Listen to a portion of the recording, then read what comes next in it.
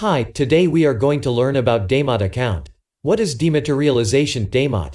Dematerialization DMAT is the move from physical certificates to electronic bookkeeping. Actual stock certificates are then removed and retired from circulation in exchange for electronic recording. How dematerialization works: with the age of computers and the depository trust company, securities no longer need to be in certificate form.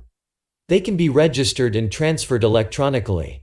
Through dematerialization, so-called DMAT accounts allow for electronic transactions when shares of stock are bought and sold. Within a DMAT account, the certificates for stocks and other securities of the user are held as a means for seamless trades to be made.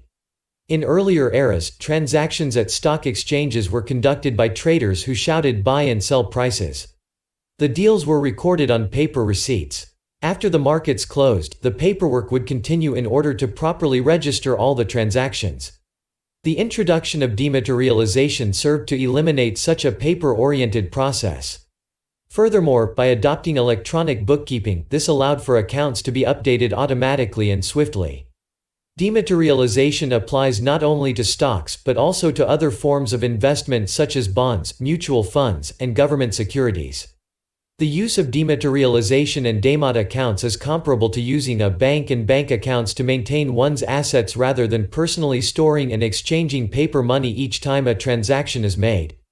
Using a debit card at a store creates a digital record of a purchase and the amount is deducted from the cardholder's account. Funds are exchanged between buyer and seller without paper currency. Likewise, with dematerialization, the stock transactions are completed without physical certificates. If the holder of a physical, paper bond or other security wishes to dematerialize the document, they usually surrender the certificate with an intermediary.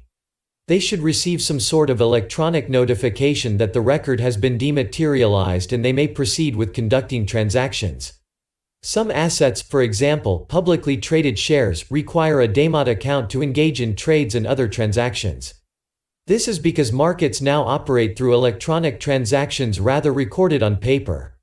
The benefits of dematerialization can also include increased security and surety of transactions and the elimination of steps that could slow down the process of clearing transactions.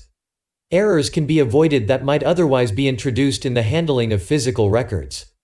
There might also be some savings by eliminating paperwork that may have included processing fees. Thanks.